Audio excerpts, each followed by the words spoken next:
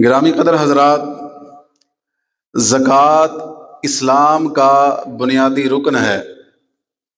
بخاری شریف کی حدیث پاک ہے، سیدنا ابن عمر رضی اللہ تعالی عنہما سے مروی ہے، اللہ کے پیارے رسول صلی اللہ تعالی علیہ وآلہ وسلم نے ارشاد فرمایا، بنی الاسلام علی خمس، کہ اسلام کی جو بنیاد ہے وہ 5 چیزوں پر رکھی گئی ہے۔ کون سی 5 چیزیں؟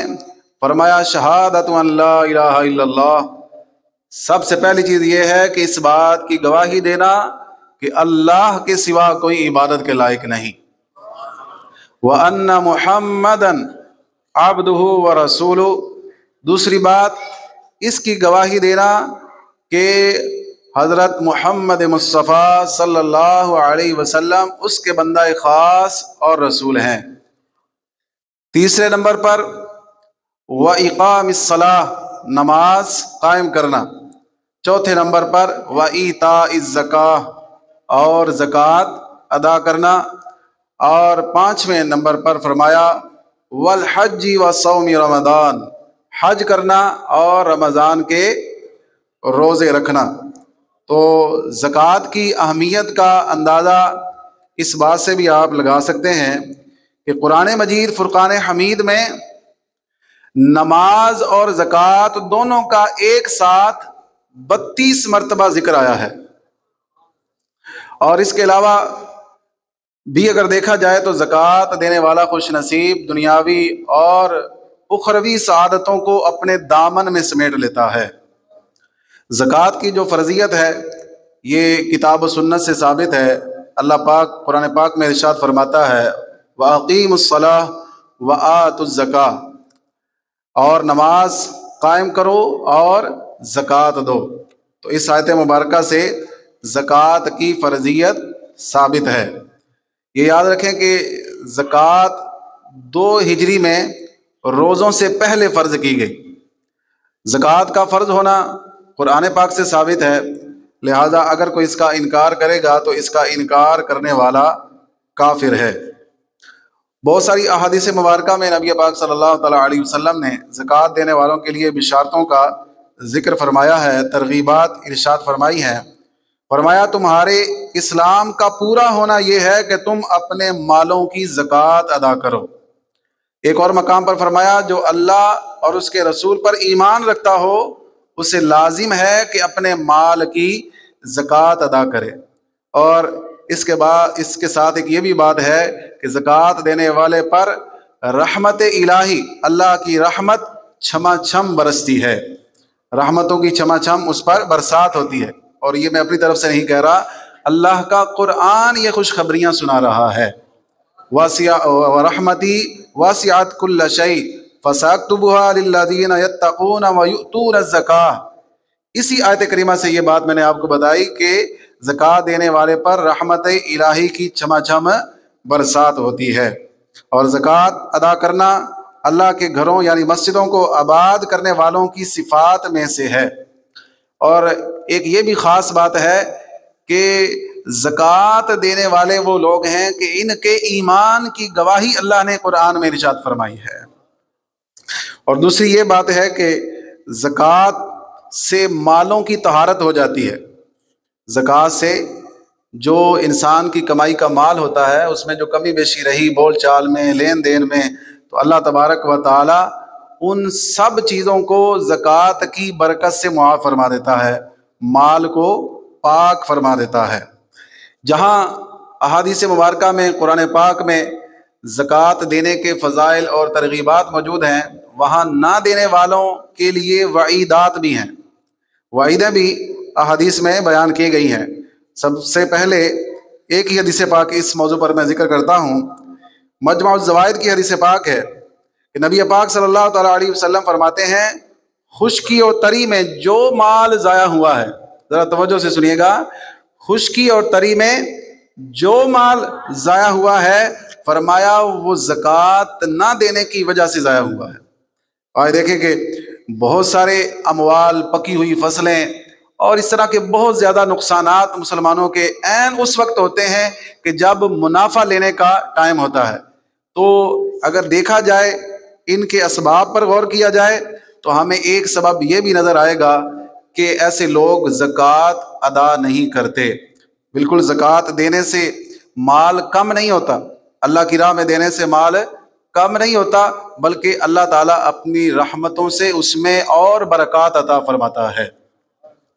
اب چند ایک اس کے جو اصول و ضوابط ہیں، جو اس کی شرائط ہیں، اس پر تھوڑی سی بات کرتے ہیں کہ زکوٰۃ کس پر فرض ہے۔ تو زکوٰۃ دینا ہر اس عاقل بالغ اور آزاد مسلمان پر فرض ہے کہ جس میں یہ 6 شرطیں پائی جائیں۔ سب سے پہلے کہ وہ نصاب کا مالک ہو۔ مالک نصاب ہونے سے مراد یہ ہے کہ اس شخص کے پاس 7.5 تولے سونا یا 52.5 تولے چاندی یا اتنی مالیت کی رقم یا اتنی مالیت کا مال تجارت یا اتنی مالیت کا حاجات اصلیہ یعنی ضروریات زندگی کے علاوہ اس کے پاس سامان ہو، تو اس کو کہا جاتا ہے مالک نصاب۔ ضروریات زندگی کی چیزیں نکال کر پھر یہ اندازہ لگایا جائے گا کہ اس کے پاس پیسے یا مختلف چیزیں ملا کر وہ 52.5 تولے چاندی یا 7.5 تولے سونا کے برابر اس کی مالیت پہنچتی ہے تو وہ مالک نصاب شمار کیا جائے گا۔ دوسری شرط یہ ہے کہ یہ نصاب نامی ہو۔ یہ ایک سمجھنے والی چیز ہے، ایک تفصیل طلب چیز ہے جو کہ یہاں پر ہمارا جو درس ہے اس کی گنجائش نہیں رکھتا۔ اس کو اگر کسی نے سمجھنا ہو تو انشاءاللہ الگ کسی مجلس میں یہ اس کی تفصیل عرض کی جائے گی۔ نصاب اس کے قبضے میں بھی ہو، تیسری شرط یہ ہے۔ چوتھی یہ ہے کہ نصاب اس کی حاجت اصلیہ یعنی ضروریات زندگی سے زائد ہو۔ پانچویں شرط یہ ہے کہ نصاب قرض سے فارغ ہو یعنی کسی قسم کا اس میں قرض شامل نہ ہو۔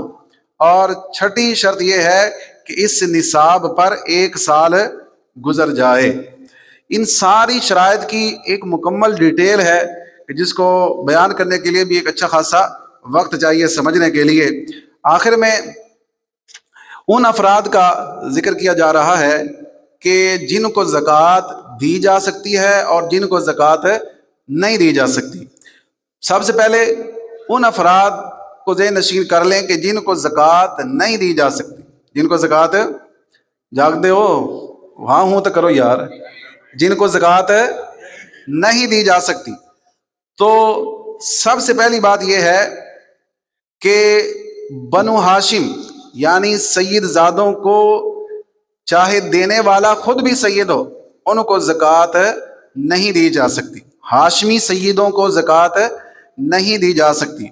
دوسرے نمبر پر اپنی اصل یعنی بندہ خود جن کی اولاد سے ہے، جیسے ماں ہے، باپ ہے، دادا ہے، دادی ہے، اسی طرح نانا نانی، ان کو زکوٰۃ نہیں دی جا سکتی۔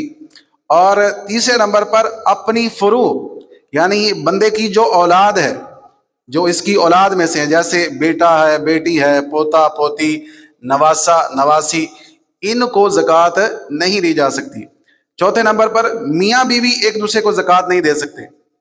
اور پانچویں نمبر پر غنی مالدار کے نابالغ بچے، کیونکہ امیر باپ کے بچے بھی امیر ہی شمار ہوتے ہیں۔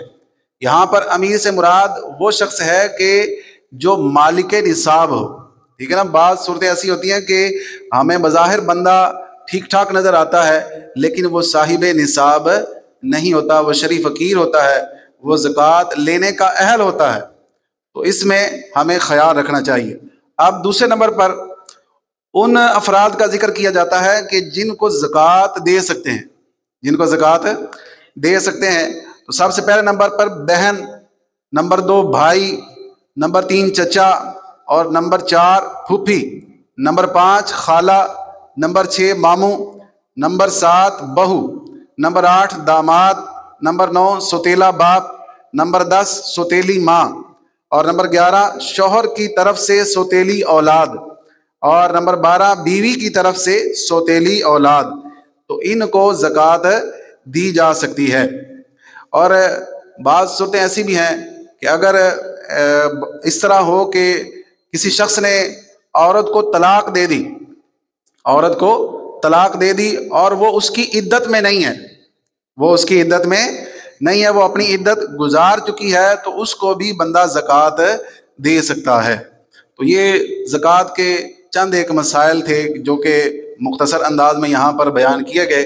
یہ یاد رکھیں کہ زکوٰۃ کے اور بھی بہت سارے مسائل ہیں جن کو ہمیں سیکھنا چاہیے، خاص طور پر جو لوگ مالک نصاب ہیں تو ان کو زکوٰۃ کے مسائل زیادہ باریک بینی سے سیکھنے چاہیے۔ اکثر طور پر لوگوں کو جو پراپرٹیز ہوتی ہیں ان پر زکوٰۃ دینے کے حوالے سے بڑے شکوک و شبہات ہوتے ہیں، تو میں ایک ہی پیرے میں اس کو بیان کر رہا ہوں کہ پراپرٹی کی دو صورتیں ہیں کہ آپ نے وہ بیچنے کے لیے خریدی ہے یا رکھنے کے لیے خریدی ہے۔ پہلی صورت کیا ہے؟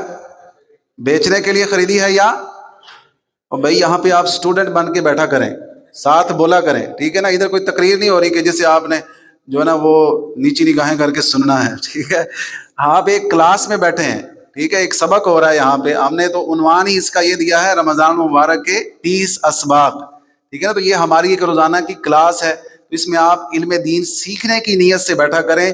علم دین کی مجلس میں ایک گھڑی شریک ہونا ساری رات کی عبادت سے افضل ہے، ہاں جی؟ تو بولا کریں ساتھ ساتھ تاکہ ہمیں چیزیں یاد ہو جائیں، ٹھیک ہے نا؟ آپ کو بلوا کے جو ہے نا وہ میں نے کوئی انعام نہیں لینا، مقصد یہ ہوتا ہے کہ ہمیں چیزیں یاد ہو جائیں، ذہن نشین ہو جائیں۔ تو پراپرٹی کی دو صورتیں ہیں کہ آپ نے بیچنے کے لیے خریدی ہے یا رکھنے کے لیے خریدی ہے۔ اگر تو بیچنے کے لیے خریدی ہے تو پھر اس پر زکوٰۃ ہوگی، اور اگر آپ نے رکھنے کے لیے خریدی ہے اور وہ آپ نے دے دی رینٹ پہ، وہ آپ نے دے دی رینٹ پہ، آپ نے رکھنے کے لیے خریدی ہے یا آپ کو وراثت میں جگہ ملی ہے اور وہ آپ نے رکھنی ہے اور آپ نے اس کو رینٹ پہ دے دیا، اب یہ آگے رینٹ کی دو صورتیں بن جائیں گی کہ وہ رینٹ آپ روزمرہ کے اخراجات میں استعمال کرتے جا رہے ہیں یا اس کو جمع کر رہے ہیں، استعمال کرتے جا رہے ہیں یا جمع کر رہے ہیں۔ اگر تو آپ استعمال کرتے جا رہے ہیں روزانہ کے اخراجات میں، آپ کے وہ خرچ ہوتا جا رہا ہے تو اس پر زکوٰۃ نہیں ہوگی، اور اگر آپ اس کو جمع کر رہے ہیں تو پھر جس دن سے آپ نے اس کو رینٹ پہ چڑھایا ہے اس دن سے سال پورا ہونے تک آپ دیکھیں کہ یہ جو جمع شدہ رینٹ ہے یہ نصاب کی مقدار کو پہنچتا ہے یا نہیں پہنچتا۔ اگر تو مکمل رینٹ نصاب کی مقدار کو پہنچ جاتا ہے، یعنی 52.5 تولے چاندی یا 7.5 تولہ سونا، اس کی مالیت کو وہ پہنچ جاتا ہے تو اس پر زکوٰۃ ہوگی۔ اگر اکیلا رینٹ نہیں پہنچتا بلکہ آپ کے پاس اور بھی چیزیں ہیں، سونا ہے، تھوڑا سا سونا ہے، تھوڑی سی چاندی ہے، یا گھر میں پرائز بانڈ وغیرہ رکھے ہوئے ہیں، یا کوئی اور آپ کے پاس ضروریات زندگی کے علاوہ چیزیں ہیں، تو ان کو ملا کے دیکھا جائے گا کہ ان کو ملا کے یہ نصاب کو پہنچتے ہیں یا نہیں پہنچتے۔ اگر پہنچیں گے تو زکوٰۃ ہوگی، نہیں پہنچیں گے تو نہیں ہوگی۔ یہ ایک ہی بار آپ کو سننے سے یاد نہیں رہ جائے گا، اس پر تھوڑا سا آپ کو غور کرنا پڑے گا، تھوڑا رٹا بھی لگانا پڑے گا تاکہ آپ کو یہ مسائل اچھی طرح یاد ہو جائے۔ احتیاط کیا کریں۔ یہاں پر میں آخری بات یہ کہوں گا آپ سے کہ زکوٰۃ کے مسائل، کوئی بھی شرعی مسئلہ ہو، کسی کو بتانے میں احتیاط کیا کریں۔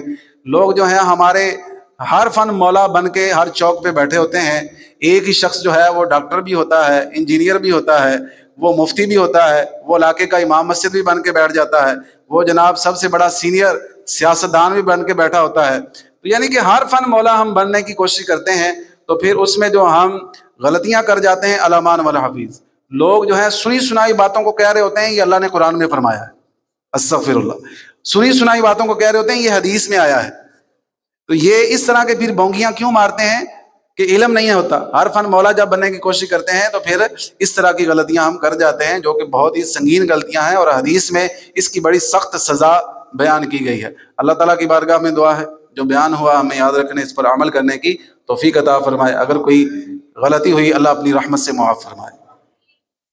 الصلاۃ والسلام علیکم۔